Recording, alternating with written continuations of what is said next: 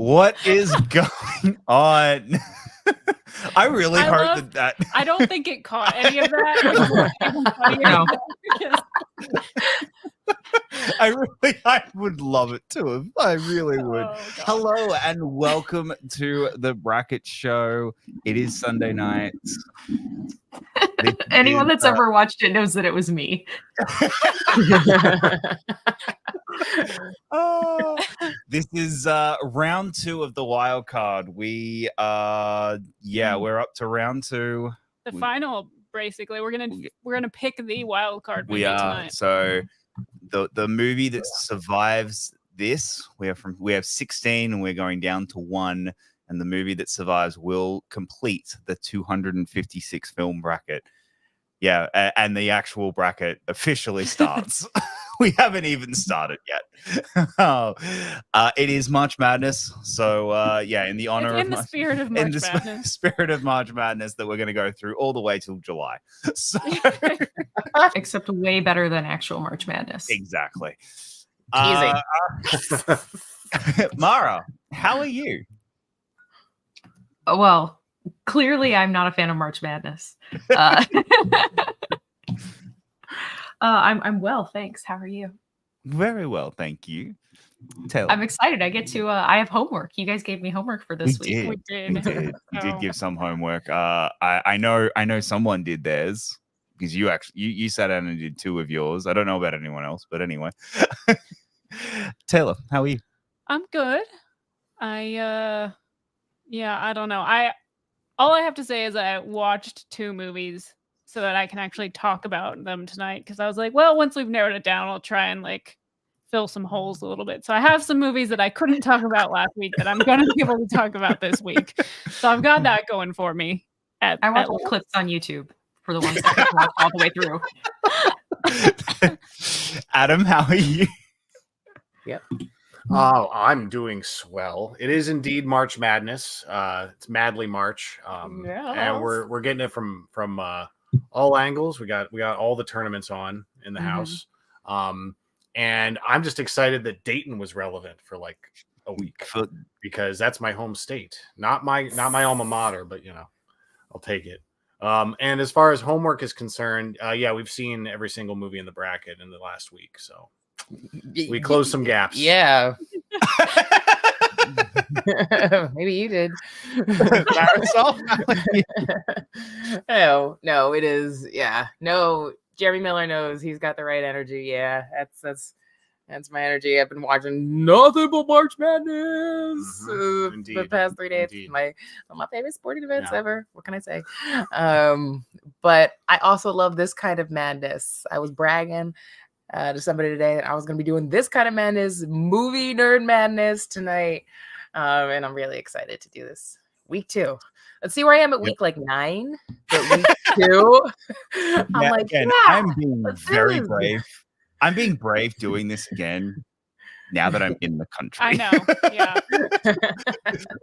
Now that it is very easy for you guys to get to me, unlike last time where it was, flight overseas during COVID.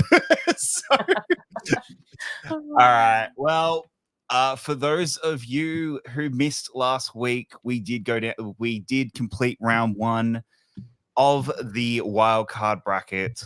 So let's move on to round 2. We start with What's Your Number versus Happy Death Day to You.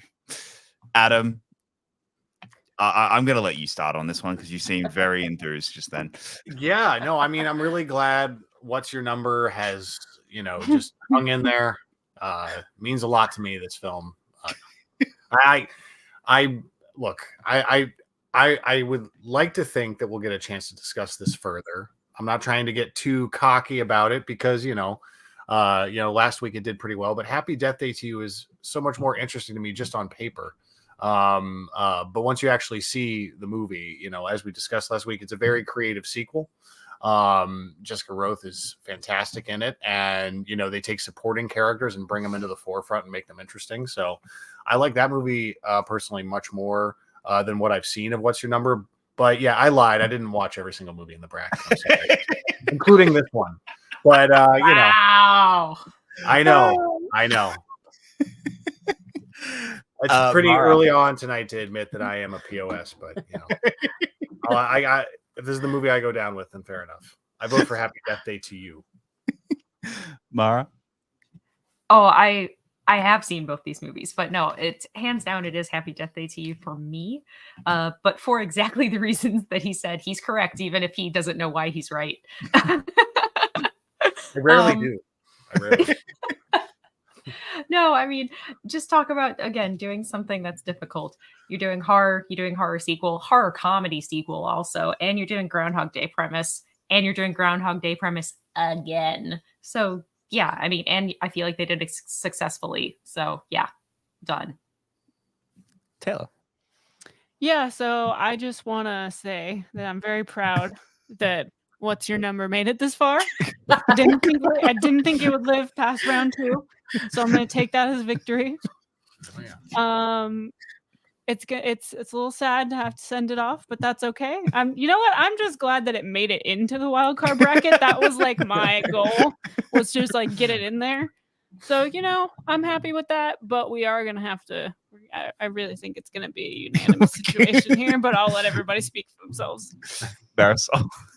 Yeah, I don't have anything interesting to contribute. Just kind of what you're saying. Happy Death Day to You is indicative of a creative ways to kind of revamp certain genres, and What's Your Number for me is indicative of the worst aspects of the stereotypes of a genre, its respective genre, and it just feels really stale. And sorry, and it's Happy Death Day to You, and I agree with what everybody's saying, all the sentiments, everybody's sentiments.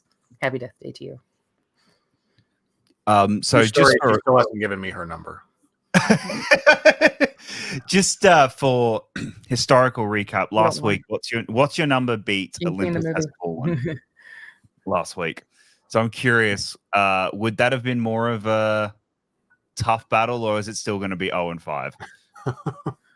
Oh, Olympus Has Fallen versus Happy Death Day? Yeah. It wouldn't have changed my vote. No, Yeah. me neither. I would have had an interesting discussion, but Yeah, I think it would have been a closer discussion. All right. Well, with that, Happy Death Day to You makes it on to the next round. Next up, we have 22 Jump Street versus Now You See Me. Mara, I'm going to start with you. it's like the exact same thing all over again. It's like, sure, Now You See Me. Oh my God, it's fun. Like I could put it on in the background, whatever. But like 22 Jump Street, comedy sequel, difficult to do. I think it's as good as the first one is. I could throw that movie on anytime, and I will laugh at it. I will bring up once again, Schmidt fucked the captain's daughter. That is, I rest my case. 22 Jump Street. Taylor? Yeah, I don't really have too much to add either. I think Now You See Me is fun. I think it's ridiculous. I think it's one of those things where it's like, we don't really know if this movie's going to work, but we're just going to go with it. And then it ended up getting a sequel. And then somehow it's ending up getting another sequel, okay, sure. But 22 Jump Street, as I've said before, like comedies are really difficult for me. Like I don't usually like most comedies as much as a lot of people do, because apparently I have a weird sense of humor. But I really do like 22 Jump Street.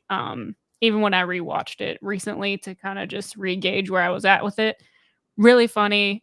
Think it holds up really well. As we've mentioned, has one of the best comedy scenes ever, just in any movie. So that's where my vote's going. Marisol? This is interesting, but I think that now that we've established that I have seen this movie, because I know that was a big thing last week, I was realizing in real time that I have seen 22 Jump Street. Yeah. I do think that like if you have to pound for pound pick them, I think 21 Jump Street is funnier, and so if you made me choose between those two, I would pick 21. And I also I'll stand by Now You See Me, because like there's a short list of movies where magicians look really cool and they look like rock stars. There's a very, very short list of movies in the universe of those. And now You See Me with such broad crowd pleasing magicians are cool kind of movie. I that doesn't really happen that much. So I'm gonna give the edge to that. I'm gonna use all that math to say Now You See Me. Okay, Adam. I want to. So remember when it leaked that they were going to cross over 21 Jump Street and Men in Black?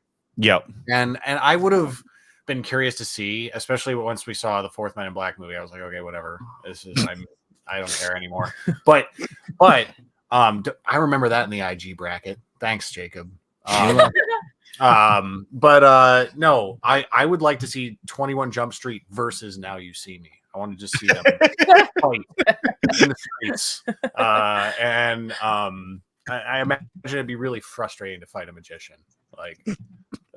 Well, if magician were like Jesse Eisenberg, it would be infuriating. But yes, yeah, because it's just all Eisenberg the and powder and interact dove with him.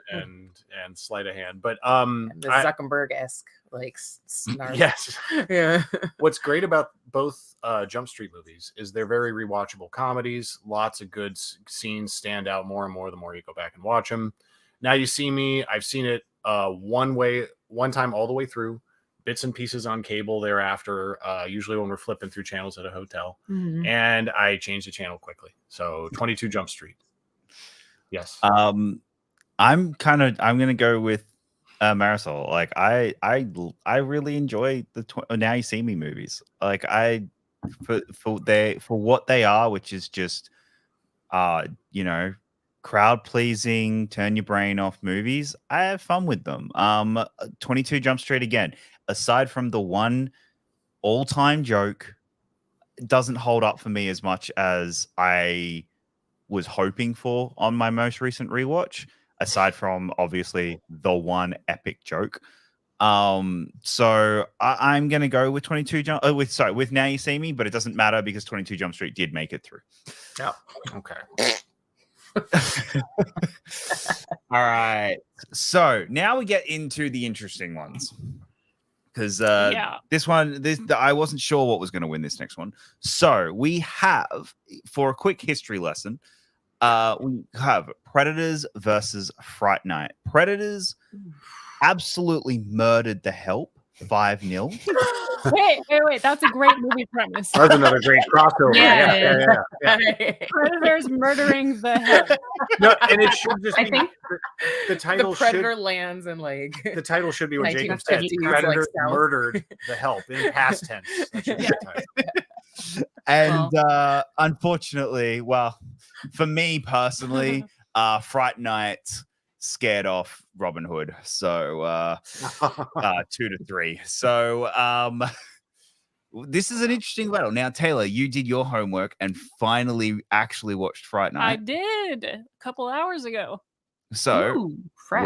where are you? No, I want to hear what everybody else has to say. Okay. I'm still processing. Okay. I mean, listen, Yep.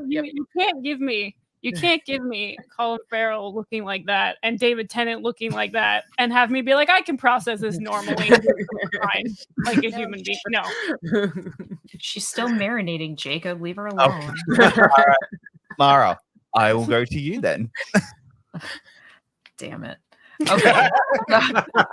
This is actually really tough for me. I really love this version of Fright Night. It's super, super hard for me with remakes because I think generally speaking, they're crap. And this is not crap. It's really good. It's one of the most well-cast remakes ever, I think. It looks great. It feels great. It's always a little bittersweet to watch.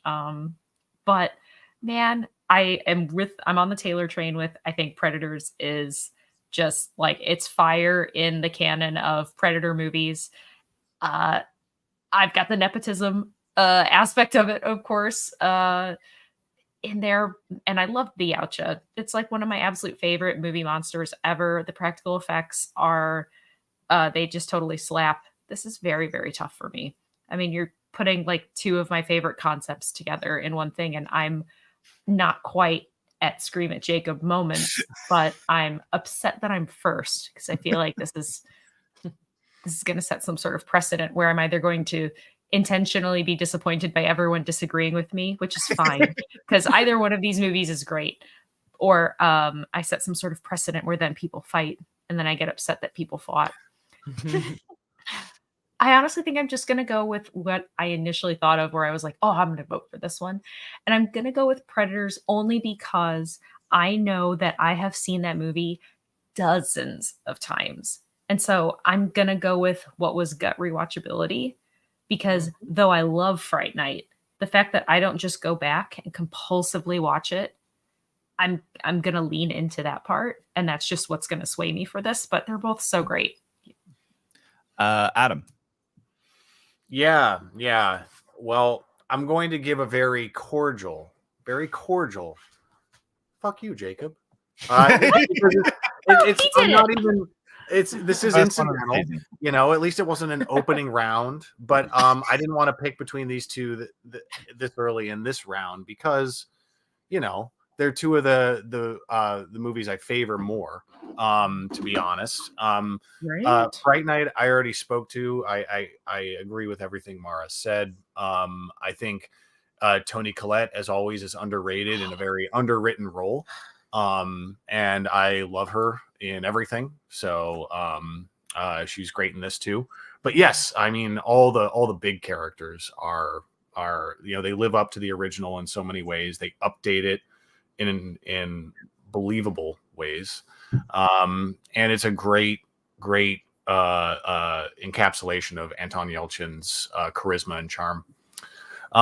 When it comes to Predators, it is as I think most of us kind of agreed last week, it is top tier in the Predator franchise. I mean, there's some stinkers, to be fair, but Predators is one of the better ones for sure.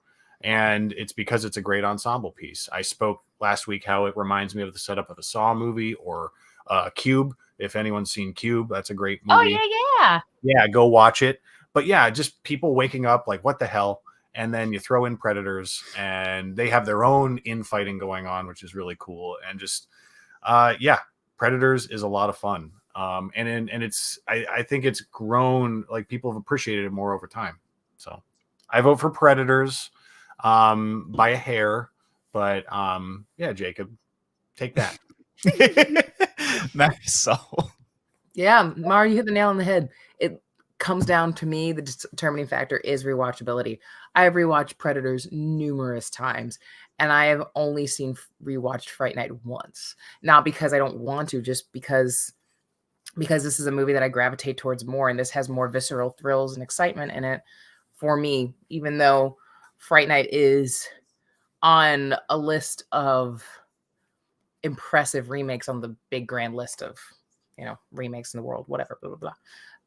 For all the reasons. I'm a big Adrian Brody lady, so I was very, very, very big on Predators for him, always trying to reinvent himself and stretch his range as an actor.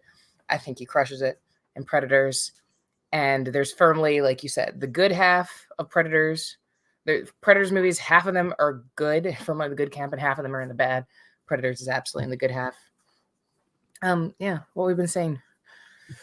I come back to this movie a lot because I just think the set pieces, the production value of this, the production design of it, the flow and the minimalism of it is just really, really, really impressive.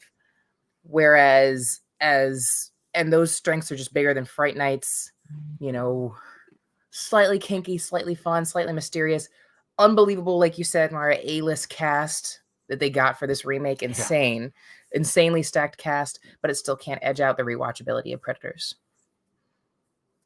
All right, Taylor. Yeah, I think as someone who just watched it for the first time now, the cast feels even more stacked because I'm like looking back on it going, wow, back then, it probably wasn't as stacked, but now you look at it and you go, oh my God, that person's in it and that person's in it and that person, and they just keep popping up with faces that you recognize, especially now. I think it's the first time, maybe besides the Star Trek movie, I think it's my first time willingly sitting down to watch an Anton Yelchin movie since he died. I think it is. Because I avoid them like the plague now because I can't emotionally, it sucks because I want to watch them because I think he's great, but I'm also I'm going to cry if I do.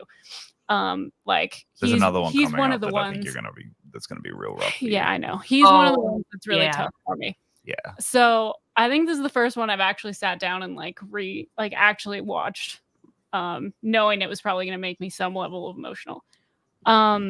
I really enjoyed it. I wasn't sure what to expect because these kinds of movies are not my kinds of movies that I generally sit down and watch. It takes a lot for someone to be like, hey, you should watch a horror movie, and I think you might actually enjoy it. Oh, ow. Right in the Getting- face. Are you getting beat up over there? You get popped, Laura? No. Dang, This is violent. Huh?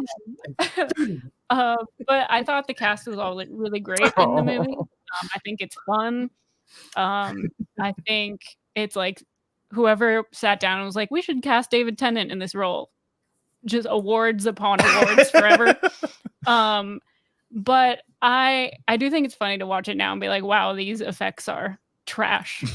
Those do not hold up. No, to be fair, they were trash in 2011. I was gonna say back then I don't know if they held up either. But no, I'm kind of gonna go with everyone else here. As much as I did actually enjoy Fright Night, Predators is just one of those movies where it's like I watched it and I'm like, well, at the very least, we have like a handful of really good Predators movies now, where instead of having it be like, well, most of them are bad. It's like, no, we have some actually really good ones, and this is a really good one. All right. Well, that's I'll give Fright Night its pity vote just because it's already gone through, and Fright Night's a really great. I really enjoy Fright Night. It's a really great movie, even though it knocked out the movie I was pulling for. I'll give Fright Night at least one, so it's not a 5-0 dropping, because this doesn't deserve to be a 5-0 dropping. No, so, it doesn't. But it's someone's fault that it lined up this way. Yes, the randomizer. Oh, don't you start pulling that BS card. Don't. All right. This one I apologize for. Randomizer, my ass. John Wick Chapter 2 versus Popstar Never Stop, Never Stopping. I'll go first. Yep. John Wick Chapter 2. Oh, shots fired. Taylor's ready. I really want to love Popstar so badly, and I'm like really viscerally upset that I don't. Like, it's one of those movies where everyone has recommended to me like 50 times every single year, being like, it's so funny, you're gonna love it, it's so great. And then I watch it and I'm like, comedies. oh no, too many people hyped this up for me for so long. So I'm gonna vote John Wick Chapter 2, also because John Wick Chapter 2 just kicks so much ass. I love that movie. I think it's so fun. It's one of the best installments in the series. Marisol. Yeah, no, Taylor, you're right. There's two genres who you can't have people hype up. One is horror, one is comedy. Because people always be like, this is the scariest movie ever. Or they're gonna be like, this is the funniest movie ever. Nobody ever says like it's the most dramatically intense and dialogue heavy movie ever. Like nobody says about dramas, or nobody says that about like it's the most biopic-y movie ever to biopic. Like nobody says that about any other kind of genre. They don't mean it as a positive thing. Yeah, I was gonna say, they're like, this is the most biopic movie ever. You're like want to avoid that. Right. But yeah, like comedy and horror unfortunately can be so drastically oversold. And that's the biggest thing, the easiest ones to let people down when they actually see them. I didn't have Popstar. I just saw it when it came out, naturally being fans of Lonely Island and the SNL stint and everything. So I just saw it kind of like organically where it came out, and I had no expectations because I thought Hot Rod was like okay. And I had no expectations. So from that perspective too, I was like, oh, this is so freaking funny. Like I had no expectations, so it exceeded them. With John Wick, when it comes to John Wick, I don't like them quite as much as Adam does. I have a limit with John. I have a limit with John Wick where I just think I just get very numb to the violence after a while. She saw the fourth one in theaters, though. She deserves a lot of credit. I did. I paid my dues. And I paid for the tickets. I lost a bet. That's really what it is. But yeah, so with John Wick, I think for me, this is just personal taste at this point. Popstar, Never Stop, Never Stopping, kept getting funnier as it went along. And John Wick Chapter 2 in particular wears me out as it goes, even though Ruby Rose is always just aesthetically alone. Ruby Rose is really badass. And she was a fresh point in John Wick. And John Wick 2 has also like the best, I think one of the best like cliffhanger endings out of any of the John Wicks. Like I think it's the strongest ending that does make you want to watch the next one. but I personally get exhausted by the violence in John Wick and the headshots, and that's just my personal taste. So I would rather choose to kind of laugh endlessly at a lot of creative, really, really tongue-in-cheek, really, really great send-up. I think Popstar Never Stopping is the best send-up of celebrity, and since Tropic Thunder, I do think it really is that funny. And that's my pick. Mara, as you wrangle a cat. I just have to like let him get boneless for a minute because he's like being so extra right now. So I'm just gonna wait. I'm just gonna wait until he goes boneless. Okay, just relax. He's also drooling everywhere. There's so much drool. I'm sorry. It's okay. There you go. Sit at the computer. Oh, he's gonna lick his asshole. All right, Okay. whatever. Will the mic pick it up though? That's what I want to know. Nope, but the computer can. We have a visual. It's okay. He was trying to eat the alcohol wipes that I was cleaning my phone with earlier, so at least we made sure he didn't eat that. So 'cause this is the cat that had stomach surgery for eating part of a sports bra one time because he decided he had to get into the laundry hamper. Anyways, okay, so that ambled. I'm a big fan of Popstar. Very much find it funny. John Wick Chapter 2 is my favorite installment. It's a high point for me. It did sufficient expansion of lore without getting in the weeds, and it wasn't. It filled its runtime in a way that kept me very engaged, and they didn't throw John Wick down the stairs so many times that I considered leaving. So this is actually a little tough because it is just like you are talking diametrically opposing types of films. Yeah. Right. But specifically because I think that, and there he goes again. I think that, like, for example, I voted for 22 Jump Street earlier. I love Popstar, I really do. But 22 Jump Street is a comedy I prefer more than Popstar. So since I already gave that my comedy vote, and John Wick, I absolutely adore. Practical action, well choreographed action, the craftsmanship of making those movies is some of the best right now. Like, we're going to talk about Mission Impossible in the coming weeks, and that is probably one of the only franchises that is superior to John Wick in terms of like crafting and creating practical action. And that's partially because Tom Cruise is going to kill himself for our entertainment at some point in his life. But so I'm going to give it to John Wick Chapter 2, though. All right. Adam, where are you landed? Yeah, I'm with Popstar.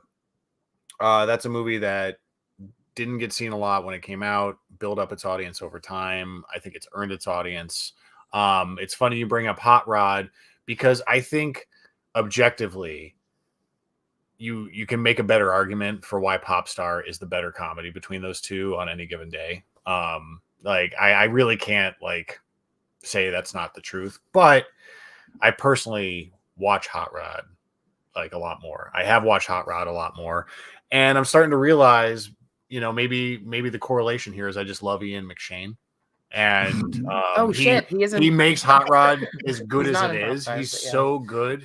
He's so serious the whole time, and he's the reason that movie like sells for me in so many ways. A Popstar.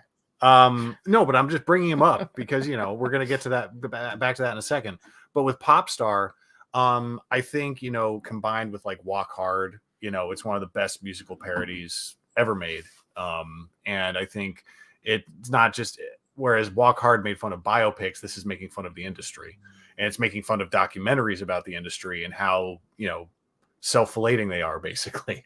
And I really enjoy Popstar. I've seen it twice, and I think it's hilarious. And I know it has its fans, but like everyone's been saying about John Wick Chapter 2, it does up the ante. And as much as I love 3 and 4, and I do, and we'll talk about 3 again in a little bit, those two are where it gets really admittedly bloated. Even though I like the bloat in John Wick movies, I don't mind it personally, but I understand why that's where the some people start to get worn out. And with John Wick 2, I think it's still just tight enough. The runtime's tight. And I spoke about Common last week as Cassius. I'm, you know, like or Cassian, sorry. Cassian. Yeah. And I just love him in that role. I like, even though they have to kind of, you know, come up with a few, you know, sticks of narrative dynamite to get the plot going in the first act with like the, you know, the blood crest and everything. What's cool about that is that's like Mara said, that's when I started to buy into like the you know, the expansion of this world and finding it very intriguing. And, you know, the first movie is so open and shut in a lot of ways, but 2 showed why a sequel could be great, if not better, to a lot of people. And so I can't not vote for John Wick Chapter 2. I really love the film. I really do. I've seen it more times than I can remember at this point. All right. With that, you don't have anything to well, say? I would have also voted for John Wick Chapter 2. I think it would have been just barely because I think I'm the opposite. I think John Wick Chapter 2 is the weakest of the 3 of the trilogy of like the 3 that we're going to be talking about in this whole bracket. I think it's the weakest. And I do really enjoy Popstar, but I also think John Wick Chapter 2 is a slightly better film overall. Like, I just think the weakest John Wick movie is still a better movie than Popstar. And I really do enjoy Popstar, but yeah, I just think it's not quite as up there. So John Wick Chapter 2 makes it through to the next round.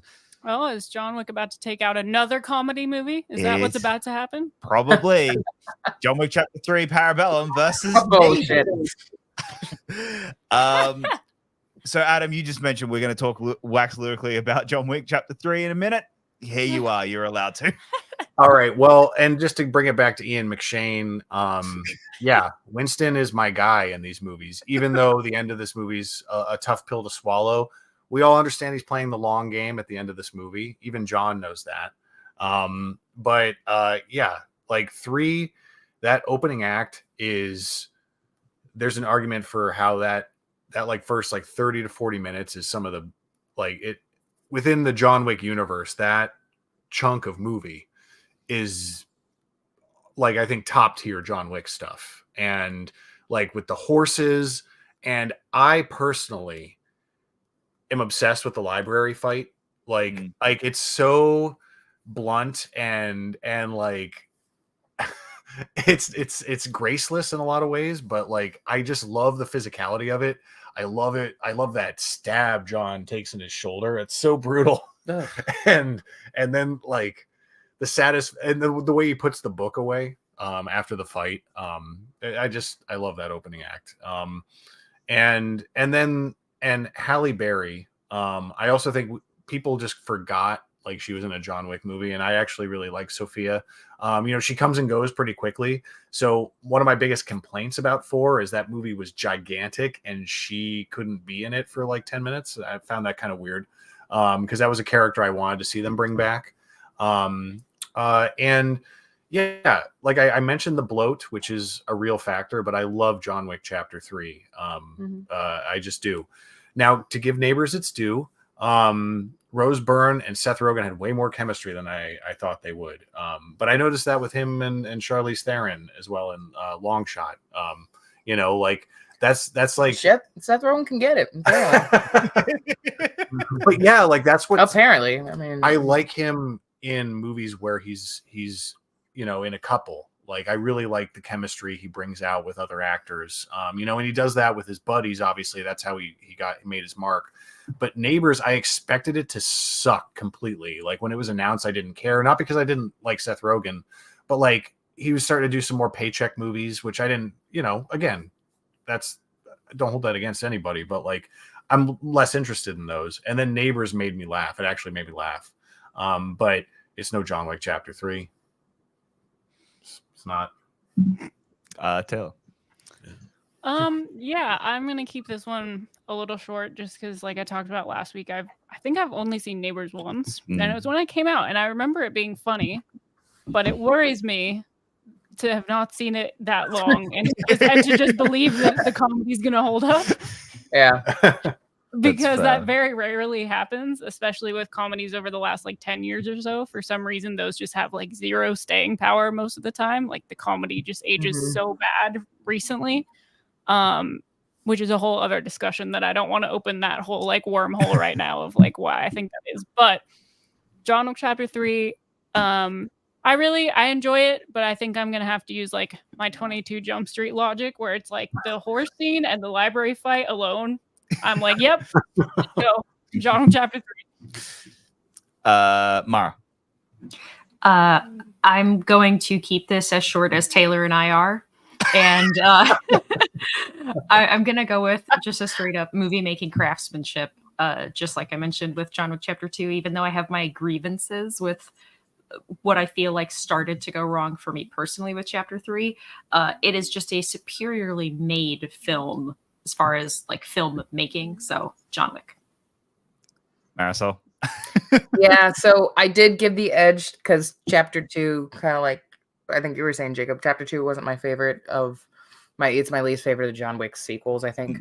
And so I picked a comedy over it. In this case, no offense to Neighbors, but I think I am going to pick Parabellum over Neighbors.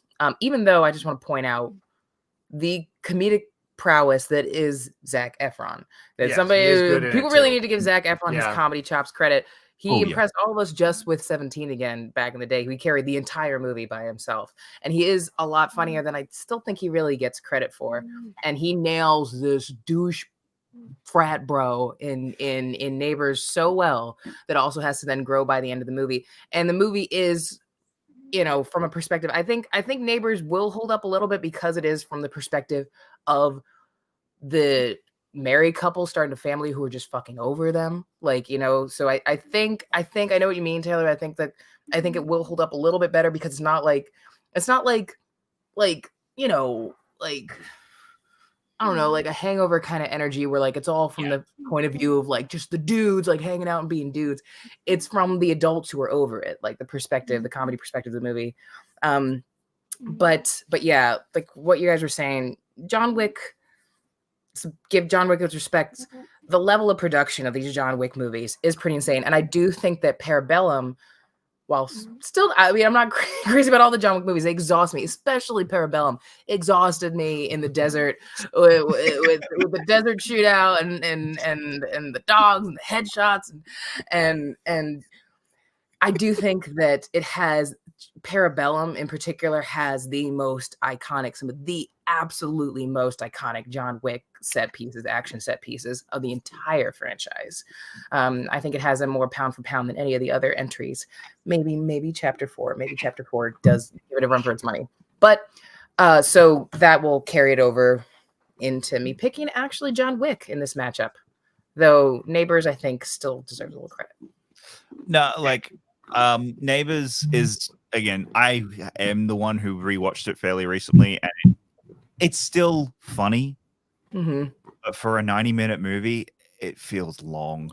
And that's my biggest frustration with a lot of comedies is like just how long they can make 90 minutes feel. And just one joke only had enough content for like and that's so that's my thing. And Parabellum is my favorite John Wick film. I think it's the one where they went, oh, we have the budget, we're going to use it. And they really do use the budget to the best of their ability. I don't think it quite feels bloated yet, as much as, say, 4 does. But, and I agree. There are just so many iconic moments in this movie that when you think of a John Wick franchise, there's most of the moments you think of come from this movie. Like most of the big montage, the big, so I'm going with Parabellum. Like I really, really just love this movie. I do want to say, just because we are not going to get the opportunity to actually talk about John Wick 4, that's the one for me that like I left the theater and went, what movie is everyone else watching? That they're just like, hell yeah, because I sat there and went, this is so long. Nothing is happening, but everything is happening.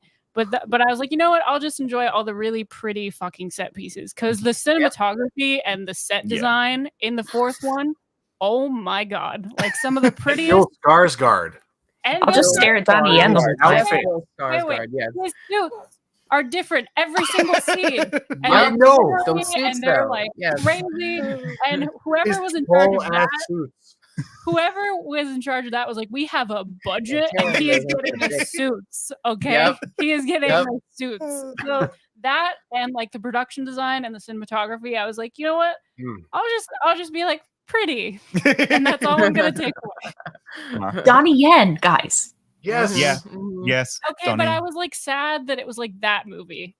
They Well, yeah. used him, because I didn't love the movie. So I love Donnie Yen, but I was like, oh, man. That's fair. I like him in the movie. All right. Well, John Wick Chapter 3 Parabellum moves on, and we say goodbye to Neighbors. All right. We're fair. Goodbye, We do neighbors. Pop Star, then we do Chapter 3 Parabellum. We balance it out. It's all right. I'm an Angelino. We never even know our neighbors. Who cares? So this is the one where we'll find out who did their homework and who didn't. I watched YouTube clips. Oh, Okay. crap. Okay. Mission Impossible Ghost Protocol versus Cosmos. Guilty. Now, here's the thing. You may have, even if you did your homework, I It's not know gonna matter. I know straight up where this is Boba, going. as someone who did the homework and actually watched Cosmopolis,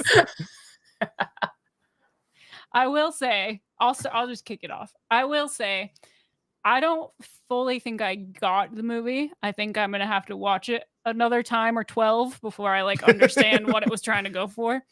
But the whole end chunk of the movie, it's probably like 25 minutes. It makes watching the entire movie worth it, because Pattinson going back and forth with, why can't I remember? Paul Giamatti. Yeah, Paul Giamatti. That like back and forth between those two, like especially for when this movie came out, you'd have to sit back and be like, oh, we can't just call him the Twilight Kid anymore. Because there's so many other young actors who would have sat against Paul Giamatti in that scene and just been like bowled over. And it's a 20-minute dialogue scene. Like it's not all dialogue. Yeah, it's 20-minute back and forth dialogue scene. And that's what I meant last week when I said this was the movie that went, oh, the dude can act. Like the dude can act.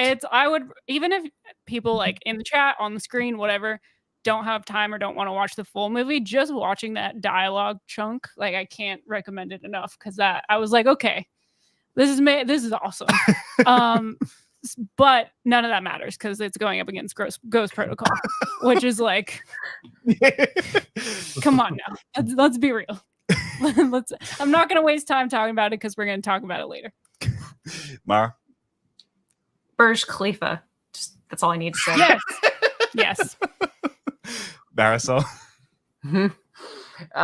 No, look, I'll admit it. I'm not gonna lie. I'm part of the crowd who was just like, you know what nobody's ever said? Like, man, I really love 2010's David Cronenberg. Like nobody's ever said that. And I gave A Dangerous Method a shot, and because I was really excited to see that movie, and it was such a bizarre. It was such a mixed bag, leaning towards disappointing for me, that it killed a lot of my enthusiasm to see Cosmopolis, and then A Map to Our Stars, the Julianne Moore Map of the Stars. Map of the Stars, the Julianne Moore, Mia was it? Yeah. Was it? Yeah, a bunch of Cronenberg then that would follow really quickly after Dangerous Method. So I lost the momentum to see Cosmopolis. Don't want to be that person, but I feel it doesn't matter because this is my favorite Mission Impossible movie out of all the Mission Impossible movies. So I just like, even if Cosmopolis was like great or like good, and I saw it, I was just sorry. I love Ghost Protocol. It's my favorite Mission Impossible movie out of all of them. It is as light as air, intense, but not too serious. My favorite team dynamic out of the entire series. I just love it. And some of the biggest and best and simplest set pieces in the entire franchise. And Brad Bird is just bless him every time. Love every time Brad Bird shows up and blesses us by directing. I need him out of director jail so badly. Adam?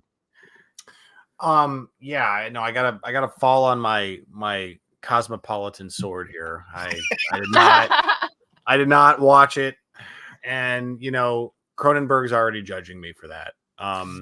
But to be fair, I am actually going to watch this, even though it'll be irrelevant in terms of the brackets discussion. This and the Tom Hardy movie Locke have been on my isolated car movies to watch for a while. Oh my so God, yes. I think I'm just going to say, hell with it. I'm going to watch them both in the same week. I don't care. I'm just going to do watch it. Locke. Please watch Locke. Please watch. Oh, I'm just watching Locke. I'm going to watch Locke first. I'll be honest. I am. Oh, but, I just remember. No. Watch Locke next, last. Just please, just trust me. I should watch Cosmopolis first. Yeah, I would. Yeah. I Okay, just realized Locke didn't make the bracket. Oh. fuck you, Jacob. There's a few things that didn't make the bracket. We don't have to talk about that, right? You look at Jeffrey Kahn. Locke is amazing. Exactly. Yes. I know Locke. I have wanted to see for a long time. That's just been something that's been in my queue for a while. So that'll happen. But yeah, no, I'm intrigued by the premise. I like that. I understand what you're saying about Cronenberg in the 2010s. They're not all winners, but I haven't never felt I was missing out. Yeah. But I do appreciate that Cronenberg, like post 2000s, especially, like he's still willing to get weird. But he's got a keen interest on doing, as far as he's concerned, more straightforward movies, like Eastern Promises and History of Violence and the like.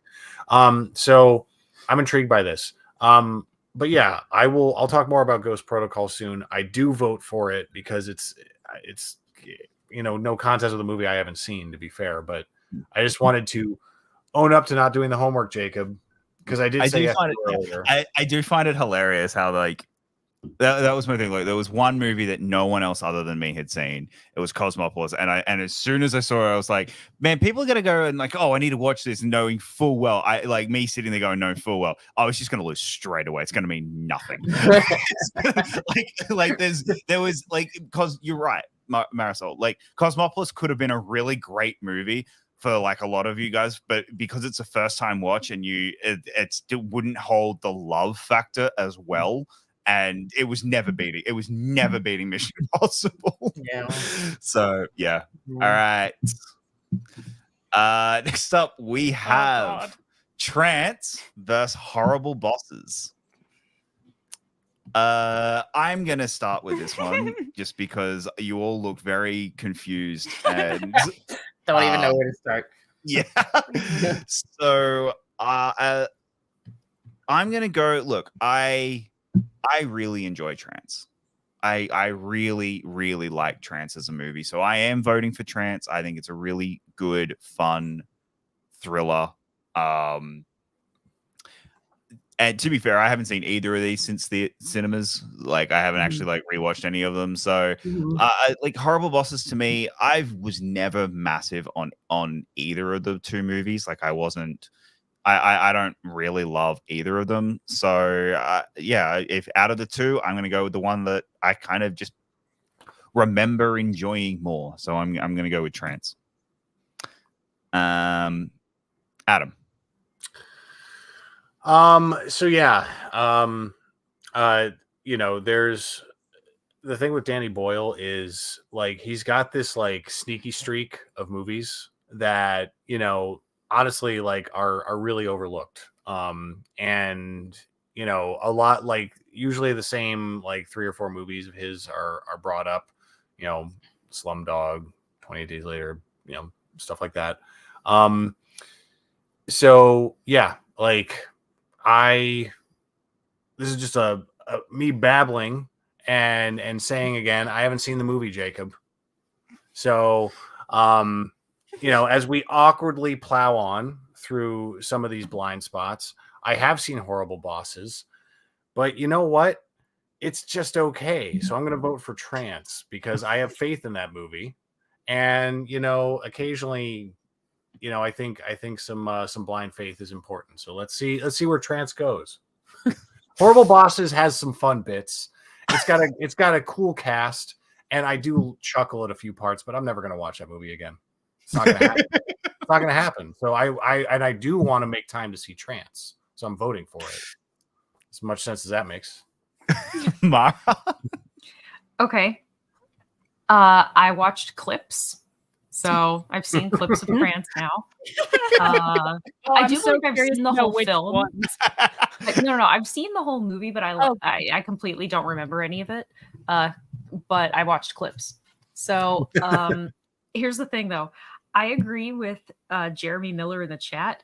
The thing Trance has over Horrible Bosses is not having Kevin Spacey, so I vote for Trance. And also, no offense to Trance, based on the other movies that are in this bracket, it's not going to win. So I literally give 0 fucks about this vote. No offense to Trance. So, Trance. Marisol. Yeah, this is interesting. Not a super enthusiastic yes for either of these films for me. For me, Trance, I feel a lot the way about Trance is the way I feel about The Beach in terms of Danny Boyle's filmography. I think it's a movie that pulls you in, seems to have a compelling mystery, and you're trying to figure out like where these characters are going to go that pulls you in, but then it kind of unravels and kind of loses a lot of steam then once you figure out more what's going on. Instead of becoming more interesting, I think it becomes a little more just convoluted and just like, well, this is a little sillier. And I do think that Trance has kind of a similar kind of frayed problem that The Beach has. But Horrible Bosses was pitted as like an event comedy because of the cast in it. And I will give it, I guess, just the edge over for the notoriety there. Like it was like all these 3 actors, these 3 like lead actors who were really, really big and really trending at the peak of like their popularity. And it was a first movie to give us Jennifer Aniston as a bad girl, like, you know, and then that kind of kicked off like this little new revival for her and her career. And I do really love Jamie Foxx. I said this last time. I do love Jamie Foxx as Motherfucker Jones. He's like my favorite part of that movie. Yeah, I think Colin Farrell's wasted in Horrible Bosses. Frankly, I think his character is like the one the movie's the least concerned with. And Colin Farrell was really excited to put on like a fat suit and the wig and everything. But I think he's wasted. I don't think Horrible Bosses is kind of like you're saying, Taylor, like where comedies like are big in the moment and then you revisit them a little and you're like, these are just really big at the moment, and they really have a lot of empty space in them when you watch them later. Horrible Bosses is kind of like that. Even all that said, I still think it is a little more interesting on a rewatch than Trance. Sorry, Trance. Oh, twist. Yeah. I think, like, I'm just going to piggyback off that, and this is more like of a discussion about film than these movies in general. When you're talking about comedies, especially being one where they're huge in the moment and then later, I think a lot of it is they're huge when you're watching them with a community experience and you're watching them as part of a cinema where everyone's in on it and enjoying it, and then 2 years later you're sitting at home on a random Wednesday night, it's 8 p.m. at night, and it's you in bed watching it on TV, and you're like, and you're kind of laughing. Wait to like see what happens to Barbie. Yeah, well, like that's where I'm like, I think that has a huge impact on comedy, especially more than any other genre. That the community experience really has an impact on how you specifically react to it. But yeah, Taylor. Yeah, I'm just gonna make it short and sweet. We're gonna go with Trance. I haven't rewatched either of those since I watched them for the first time, but we're just gonna go with Trance. I'm just going on vibes. All right, that's my first upset for the day so far. Out of like the ones that I predicted, that's the first real upset. That I honestly thought Horrible Bosses was going to make it through, but Trance makes it through. Well done, Trance. All right, this is the last movie of round 2, and then we go through all over again. The Wolfman versus World War Z. Movie again. What is going on? What? Wolfman, like following me? Like, I'm gonna let you start. Okay. I feel like I'm taking Let's go. Like I feel like she watched this 3 times last week. No, I didn't. But just like Wolfman is a mad, disappointing movie, and like it's just like it for all the people involved, the director involved, and the actors involved. It's a very DOA like limp limp scripted, limp actioned movie for me, and I think it's one of the biggest disappointments of the decade. Or maybe of like horror. Okay, maybe like like biggest disappointment of the decade. Okay, look, like how excited you are for like Edgar's Nosferatu. That had Suicide Squad and Batman vs Superman, by the way. Well, yeah. Hey. Whoa. Don't get her started right now. PBS will give you. No. I didn't need to be that hyperbolic. I don't know why I said that. Look, I'll just contain it. I'll just speak about the film.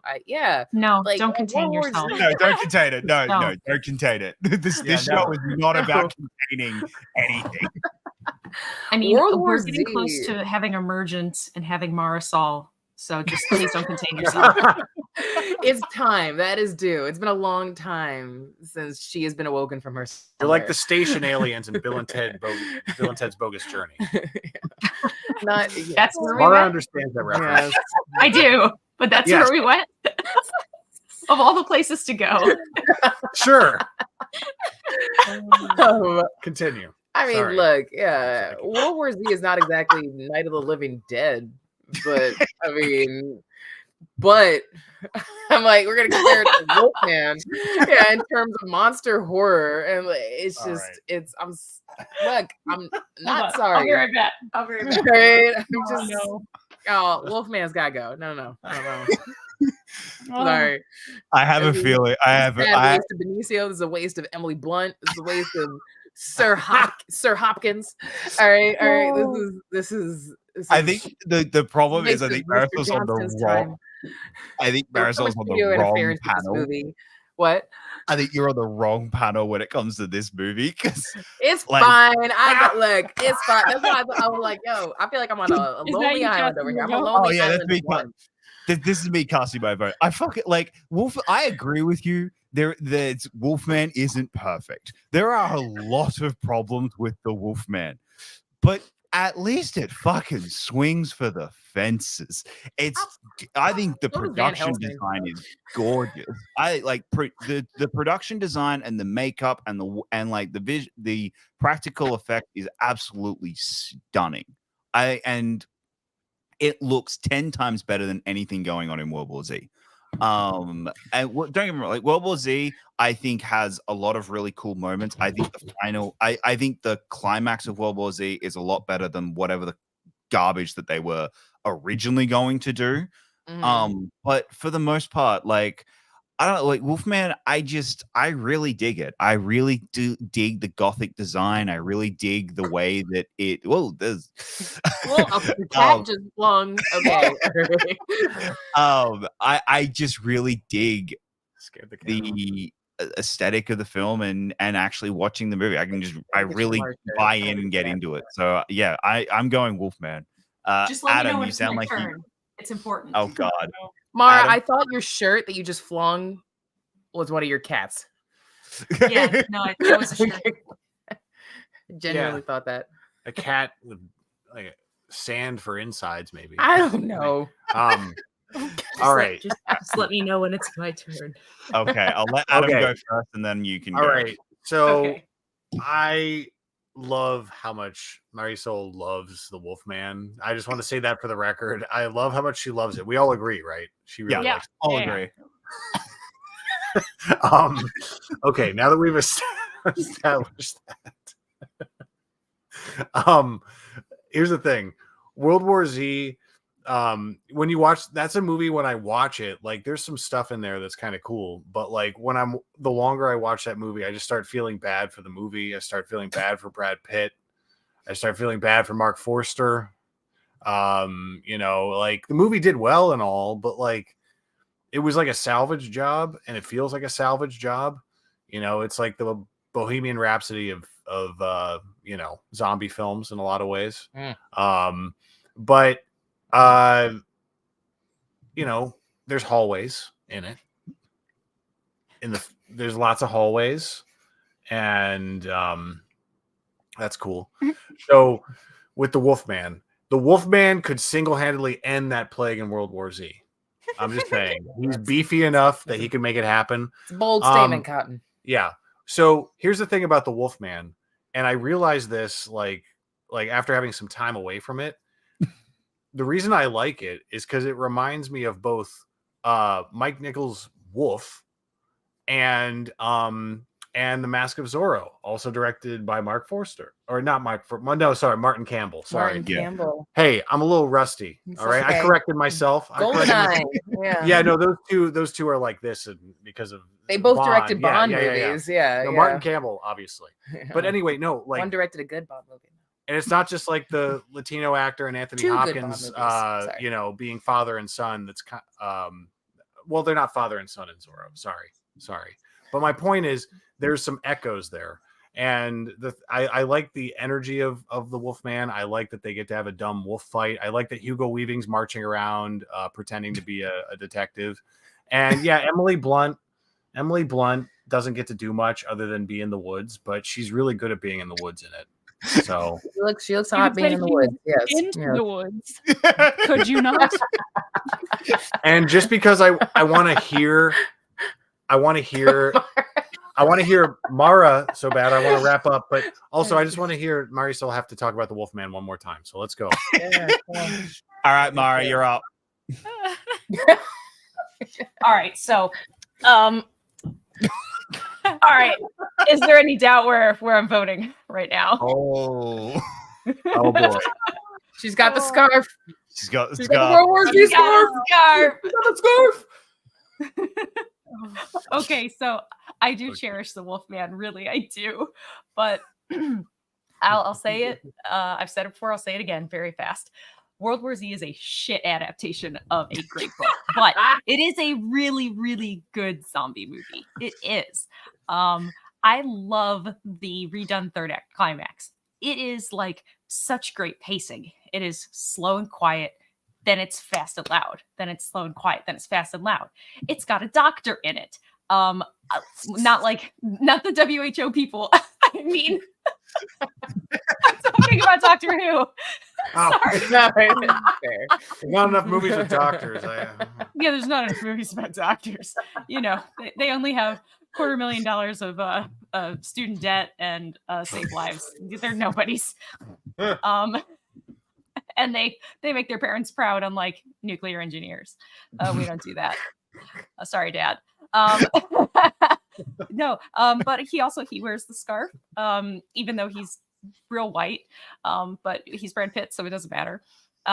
Yeah, no, I'm going to vote for World War Z. I just watched this, by the way, because it can be laundered. I wear this every time I fly, because it is a wonderful thing to wear when you fly, because it can be because they're huge, by the way. They don't look as big as they really are. It is basically the size of a blanket.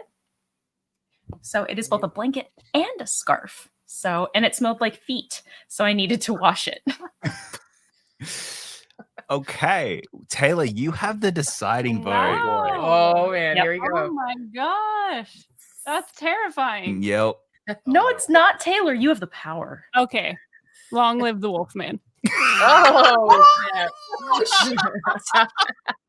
I'm not mad at it. I'm not mad at it. That's all I have to say. And with that, Wolfman makes it through another round. And Marisol's just gonna cry. I mean, let's be honest though. Even World War Z, would World War Z beat Mission Impossible Ghost Protocol? No, it wouldn't. So I'm not mad. No. All right. Well, that is round 2. On to round 3. 8 films eliminated. Here we go. We have 7 more to go. All right. Happy Death Day to You versus 22 Jump Street. Mara, I will start with you. Now this is little Sophie's choice, and I don't even like children. I would have just said take them both. All right. Mara's choice then. Get rid of them. There we go. Take them both. I mean, those were talking for children, in which case I'll murder everyone so that way I get to keep them both. God, seriously, this is a very tough one. Man, sorry, I actually have to mentally piece my way through this for just a moment. This is very, very tough. I mean, because they both have the comedy aspect, they both have the sequel aspect. I do think they both have great performances. They both have really memorable moments. They both kind of left themselves slippery ways to have sequels, even though, will we ever really get to see that? Probably not. Jeez. I've watched both of these movies many, many, many times. Like, I watched Happy Death Day to You on my most recent international flight. 22 Jump Street I have on in the background when I bake a lot. They're both laugh out loud funny every time I watch them. Oh, I'm not going to be mad at either of them going through, because again, I don't think that they will stand up to some of the more superior action movies like the John Wicks and the Mission Impossibles.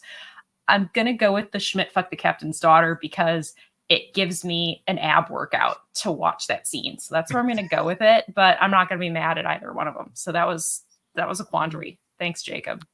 You're welcome. Taylor.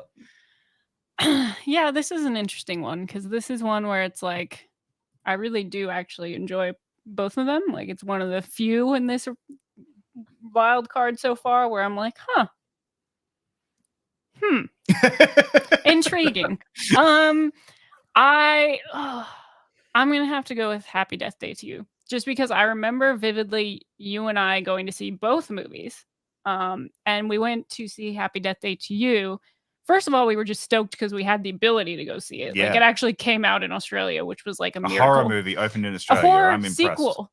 A horror movie sequel that was like a small little So we got to actually see it, and I remember being nervous about it because, as has been mentioned several times already, it's so hard to do a sequel. It's so hard to do horror or comedy, and this is both. Like, I just think it's such a feat of all kinds of filmmaking for so many reasons. It's just one of those things that just get smacked in the face. That's what you get. Yeah. I'm on Team Taylor. Sorry, Jacob. I know I'm on your side at the wedding, but today I'm on Team Taylor. The Happy Death Day movies, they just like have a special place in my heart, where I think the Jump Street movies are really funny, but they don't have the same kind of sentimentality to me. So I'm going to go with Happy Death. Marisol. Yeah. This is interesting. I don't feel particularly strong about either of these, but I can make cases for both, like, I think pretty equally. So this is kind of a pick'em more for me. I'm just trying to gauge which one I think I would rewatch more. I will say, for 22 Jump Street, I do think I come back to what I would say is that I would definitely rather rewatch 21. I think that both Jonah Hill and Channing Tatum were going through individual arcs in that movie, cool individual arcs. I think in the second one, just Jonah Hill is really going through stuff. I think Channing Tatum is just there to kind of just make jokes. They don't really have they don't have enough for Tatum to do in the second one, and they really focus on Jonah Hill in the second one. But they're still both funny. So 21 always interests me a little more in the actual plot and the comedy breathed from the character development in that one. But in Happy Death Day, I could easily rewatch the second one as well as the first one. They're still maintain that energy and that playfulness. And Jessica Rothe is just, she is, my eyes are on her the entire time. Like, in both of those, like, I just think she's a wizard with her facial expressions, and it's a pick 'em for me. But if you have to pick one that I'm absolutely going to rewatch tomorrow, like, you know what? I'm in the mood to rewatch Happy Death Day to You rather than rewatch 22 Jump Street. Adam? Yeah. So, like we've been saying, they do such a good job with both of these sequels. They work better than you would expect. And for me, what it comes down to is, it's a mixture of, my affection for the genre with Happy Death Day to You, but also it is a lean, impressive sequel. And especially since they introduced so many new concepts, the fact that it stays as compact. And by the way, when you talked about being short earlier, Mara, I would describe you and Taylor as fiercely compact. That's We can't all be Marisols. I was born this way. but you came out exactly that tall. yeah, Don't bring it up to my mom. Yeah. that's the one down. This bitch. But yeah, happy death day to you. It also because it introduces time travel. It moves on from just the Groundhog Day premise and gets to play with some of our favorite cliches and beats from time travel movies, and it does it really cleverly, and it pulls it off. So I do vote for happy death day to you. So I'm just going to be real quick with mine. Marisol, I think you touched on it if I wanted to rewatch both of these, because they are sequels. If I watch Happy Death Day to You, Happy Death Day, I immediately have to then watch Happy Death Day to You. I can watch 21 Jump Street without immediately jumping into 22. Right. And I think that's kind of where I'm at with this, where it's just like, oh, I'm going with Happy Death Day to You. I just think I'm a bigger fan of that movie than I am 22 Jump Street, even though 22 Jump Street probably has the higher high. And I think that's the hard part about this is I think consistently Happy Death Day to You is probably a better film overall, but 22 Jump Street has the higher high with Schmidt Fuck the Captain's Daughter. Like that is going to be peak cinema is Jonah Hill getting his D wet. But to It's be like, fair, hey, like, for all the you selling guys. point is like Ice Cube being pissed, and that's why Fist Fight is funny, and that movie's not even good, but it's funny because he's pissed the whole time. all right. And with that, Happy Death Day to You moves on. I'm fascinated by this one. I'm gonna sit back. I don't want to. I have an idea what this is. I don't want to. Oh, that's not what I thought. Marisol, I'm gonna let you start because yours is the one that I'm fairly certain I know where it's going. Whereas in everyone else, I have no idea. Right. But yeah, I mean, for me, yeah, this is you can see where I've been talking about these films respectively. This is going to be Predators for me. No disrespect to John Wick Chapter 2. It's just you do Jonathan. Yes. Jonathan. Yeah. No, Predators is solid. It's leaner. It's meaner. It is again like minimalism goes a long way in this, and I think that it is leaner and to the point. And I mean, look, let's just call it. Let me just pick a different criteria. Who would win, Predator versus John Wick? Well, I want to see we'll that. get movie. into that. We can get into that. All right, and you can make an argument that if Adrian right. Brody can beat a Predator, John Wick certainly can. But No. you know, If Danny Glover can beat a Predator, that's the only. I'm sorry, yeah, nothing lowered the Predator stock more than. I'm sorry. All right, sorry, more than Danny Glover beating the Predator. I'm sorry, Predator 2, but no, that shouldn't have happened. That's a Lethal Weapon movie anyway. It's it if is. Predator That's my showed up in a theory. Lethal Weapon, Yeah. and Danny Glover was like, yeah, too over this Predator shit.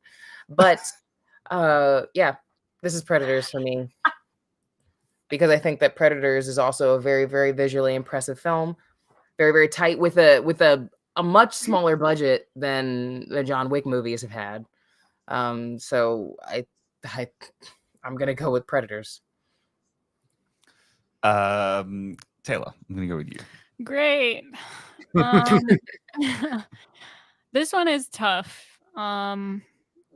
Just because I do have a lot of love, certainly for the first two John Wick movies. I really have a great time with the third one as well. But I remember watching Predators for the first time and just being like so drawn into it. Like I was just from the second you see the first frame of the first scene, you just have no idea what's going on. And you're kind of learning what's happening with the characters. And And it's just such a simple premise, but it's like executed so well, and the cast is so great. And I just think it's so effective.